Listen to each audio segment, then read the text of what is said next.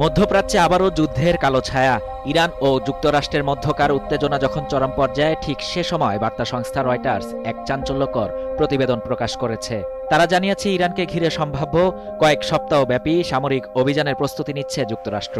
শুধু প্রেসিডেন্টের নির্দেশের অপেক্ষায় আছেন মার্কিন সেনারা।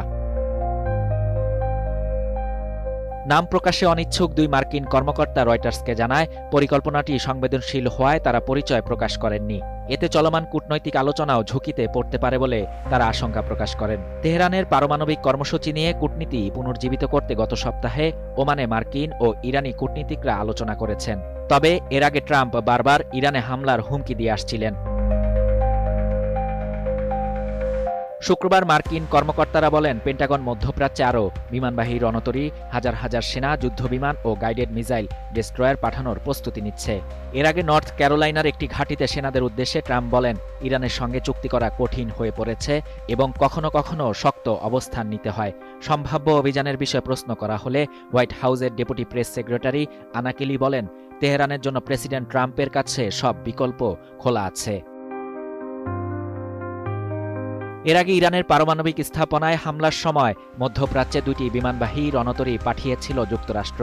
তবে এবারের পরিকল্পনা আরও জটিল হতে পারে বলে কর্মকর্তারা জানান। এক কর্মকর্তা বলেন, শুধু পারমাণবিক স্থাপনা নয়, রাষ্ট্রীয় ও নিরাপত্তা স্থাপনাগুলো লক্ষ্যবস্তু হতে পারে। তবে বিশেষজ্ঞদের মতে, ইরানের বিরুদ্ধে এমন অভিযানে মার্কিন বাহিনীর ঝুঁকি অনেক বেশি, কারণ দেশটির কাছে বিপুল ক্ষেপণাস্ত্র ভান্ডার রয়েছে। ইরানের পাল্টা হামলায় আঞ্চলিক সংঘাত ছড়িয়ে পড়ার আশঙ্কাও রয়েছে। এদিকে ইরানের রেভলিউশনারি গার্ড হুঁশিয়ারি দিয়ে বলেছে, তেহরানের ভূখণ্ডে হামলা হলে যেকোনো মার্কিন ঘাঁটিতে প্রতিশোধ নেওয়া হবে। উত্তেজনার মধ্যে গত বুধবার ওয়াশিংটনে ট্রাম্পের সঙ্গে সাক্ষাৎ করেছেন ইসরায়েলের প্রধানমন্ত্রী বেনিয়ামিন নেতানিয়াহু। বৈঠকে মধ্যপ্রাচ্যের নিরাপত্তা পরিস্থিতি নিয়ে আলোচনা হয়েছে বলে জানা গেছে। বিশ্লেষকদের মতে, কূটনৈতিক আলোচনার পাশাপাশি সামরিক প্রস্তুতি এই দ্বিমুখী অবস্থান মধ্যপ্রাচ্যে নতুন করে অস্থিরতা বাড়াতে পারে। শাহরিয়ার শাফাত, বাংলা নিউজ 24।